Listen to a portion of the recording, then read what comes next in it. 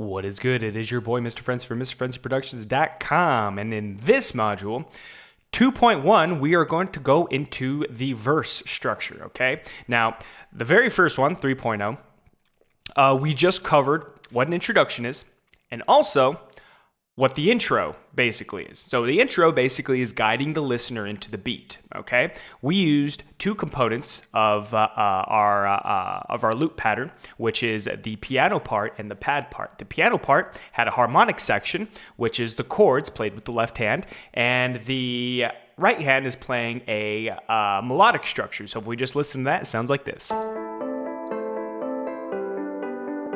And also another thing that we did is we added a pad component to add more atmosphere. So this is just the pad. Let me solo it so you can hear the individual component. And if you play them together. Now, the biggest thing though is we have to listen to the entire introduction prior to going into the verse.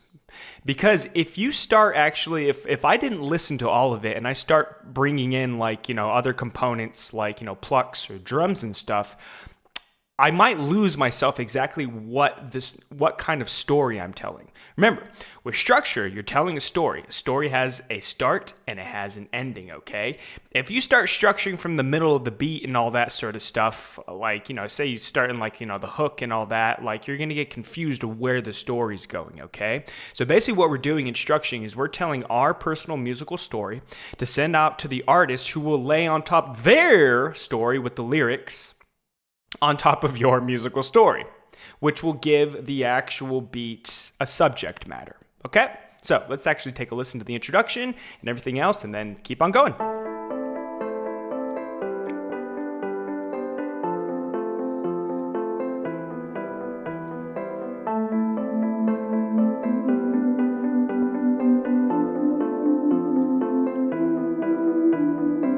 Okay, great. So now what I'm going to do is I'm going to label this next part verse. Now notice here, this introduction is 8 measures long, okay? 8 measures, which is, around 15 seconds. Always make a rule of thumb that your introduction shouldn't be any longer than around 10 to 20 seconds, depending on your BPM and stuff like that, okay? All right, so now let's go into the verse. Number one thing I'm going to do with the verse is actually I'm going to loop these first two components of the piano and the pad, okay? I'm going to listen to it from the start to the beginning to see if I like that.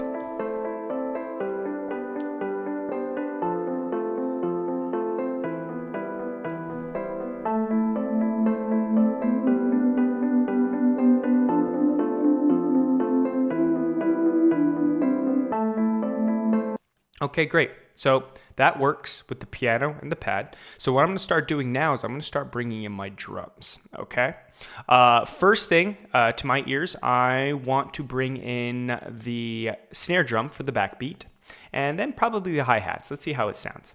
Now I'm going to skip a track here, and the reason why I'm skipping a track here is because I also have a pluck part, and for me personally, I like to make sure that my beats are very, very organized, so that I can just find things easily, you know what I mean? So, all right, so now we have the snare drum, which will establish the backbeat. Okay, so I'm not going to listen from the very, very start of it. I already understand what the piano is doing in the intro. What I'm going to start is I'm going to start from the pad part and hear how the snare sounds with the start of the verse.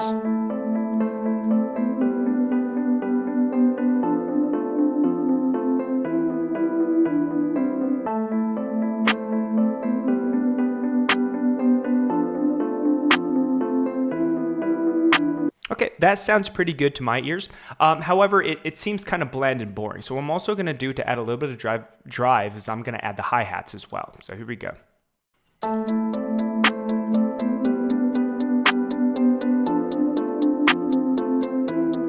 Okay, great. So this basically guides the listener into the verse part of the beat. And also, most importantly, this is typically where the rapper or the singer is going to start singing. Now, for me personally, I don't really like to go hard with when it comes to the first verse. I'm still guiding the listener and also the artist into the verse part. Because this loop, or this collection of loops, the piano and the pad and the pluck, it's very kind of pretty sounding. It doesn't really go like, it's not really like, a hardcore trap, like or a crunk beat where it just, starts smashing. It sounds really pretty. So anything that sounds kind of pretty, you kind of want to ease in the tension, okay? So that's what we're doing.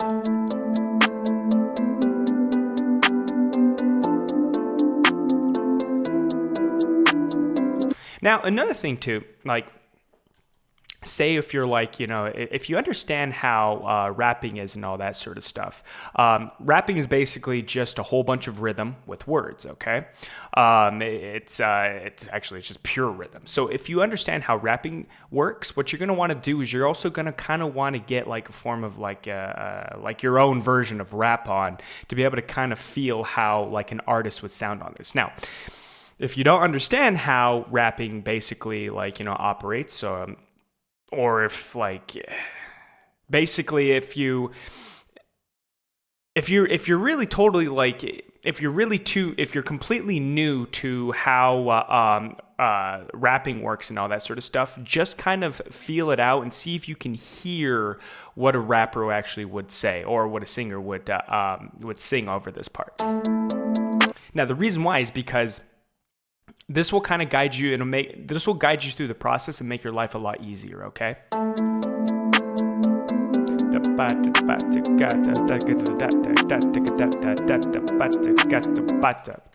Now what I'm going to do is I'm going to duplicate that, and now what I'm going to do is I'm going to bring in another component of the beat, of the drums, for the next 4 measures of the verse, okay? So what I'm basically doing is I'm doing a form of ramping. I'm bringing in sounds slowly but surely, so that there's a little bit more ear candy going for the artist and also for the listener. So I'm going to bring this open hi-hat, see how it sounds. I'm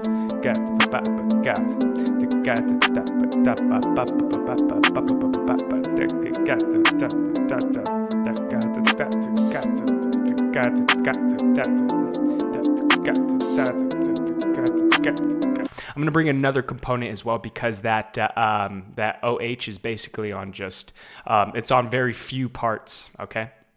So what else can I bring here? I have the snare.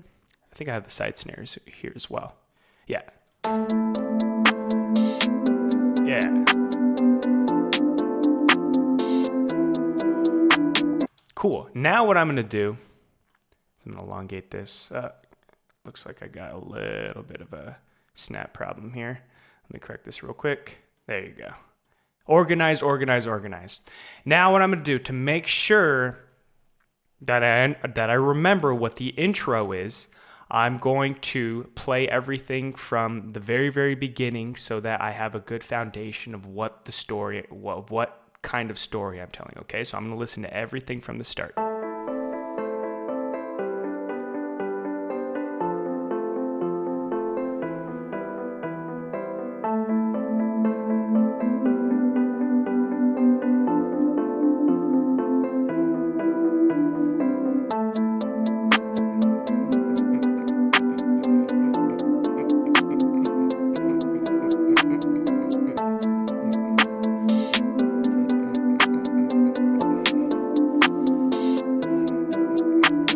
Okay, great.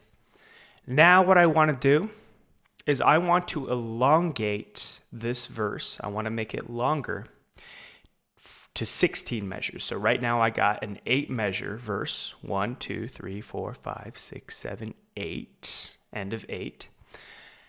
So now I want to make it 16. Now the reason why I want to make it 16 because now I want to bring in my 808 and my kicks and my 808s and stuff like that. So this is what I'm going to do. To add some tension, is I'm going to cut out the drums. Probably like maybe a half measure. See how that sounds? And then I'm going to bring in everything else. So this is the way it's going to sound when I just cut out the drums.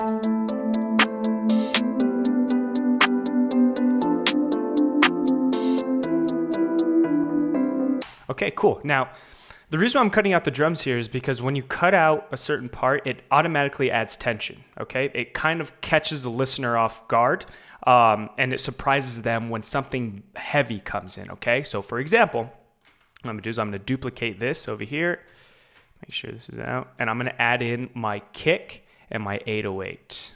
Okay, and actually what I'm gonna do too as well, I personally like to put my kick at the top of the beat. Okay, so I'm just gonna put it right there. Okay, and I'm also gonna add in my 808. So now listen to how this feels with the drums dropping out here, okay? I'm actually gonna turn up everything to, oh, actually my 808's already up right now. That's okay, kick is already good, so this should be pretty loud.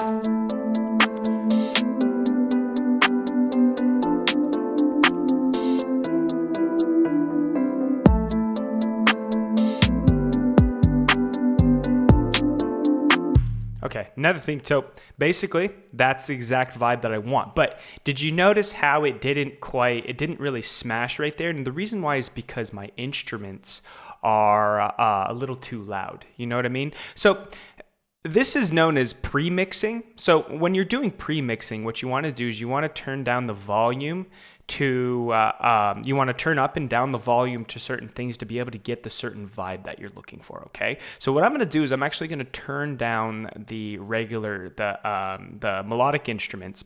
And the reason why I'm doing that is because I've run out of headroom, okay? So I can't turn this volume up any louder than this, okay?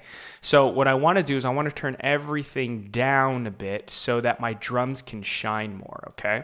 So I'm going to do that. Now, basically, when you're doing pre-mixes, you basically just want to get a little bit more of a vibe as well, okay? You just want to kind of feel that, you want to feel the vibe of the drums, meaning the drums really, really smash. So here we go.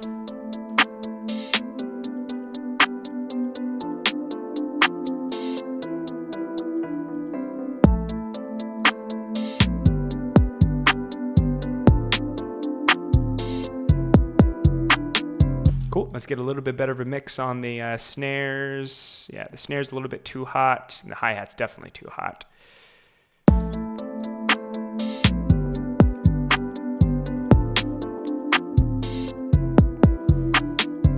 Cool, awesome. So basically that's what I want. Now, this 808, when it comes to the mixing part, I'm gonna turn it up way up and all that sort of stuff. So now, let's get back to the structure though.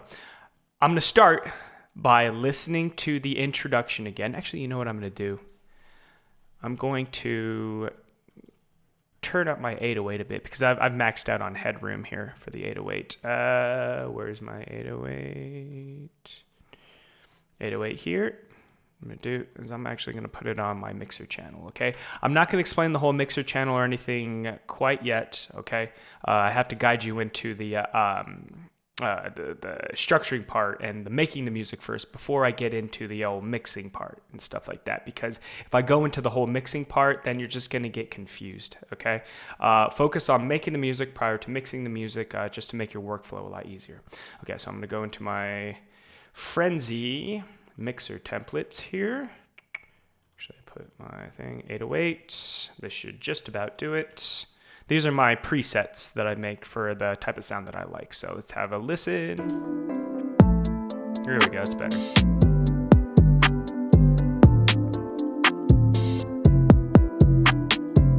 It was just to lift up the 808 because you won't feel the full-on impact of this structured decision if I don't turn up that 808.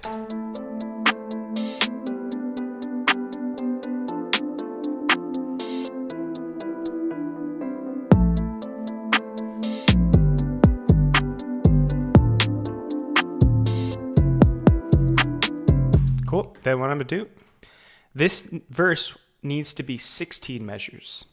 Always think of structures in 4s, 8s, 16s, okay? Or 4s, 8s, 16s, and 32, okay? Now, every once in a while, yes, you can have like, you know, a 2-measure part, a 12-measure part and stuff like that. But for just right now, think of it in basically just multiples of 4, okay? So 4 measures at a time, okay? So what I'm going to do is I'm just going to take everything here and I'm going to, and then basically just, yeah, that will basically conclude my verse. Another thing I'm going to do as well is I'm going to bring in my crash cymbal. I'm going to bring it over here to kind of add a little bit more. When the 808 comes in, it works, but it doesn't have a lot of excitement. The best way to actually add excitement is to add any form of crash, open hi-hat, anything like that, to really kind of smash, to get that high sheen, that sizzle, okay? So what I'm going to do, I'm just going to add my crash, probably turn it up a little bit. Let's have a listen. Yeah, there we go.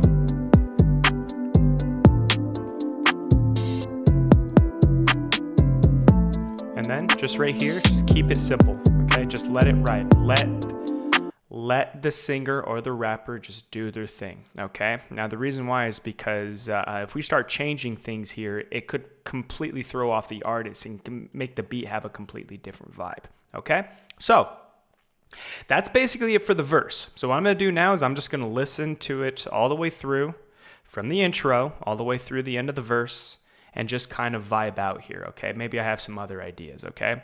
Always listen before you go to the next part, which will be the chorus or the hook. You want to listen to everything all the way through.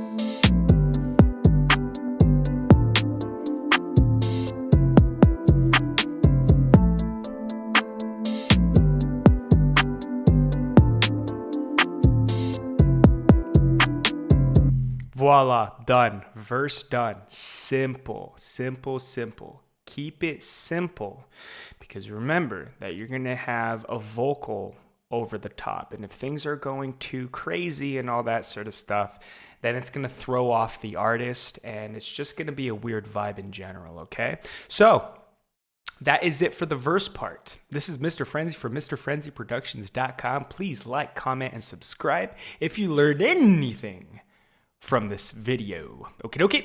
And I will see you in the next one. We're going to cover chorus.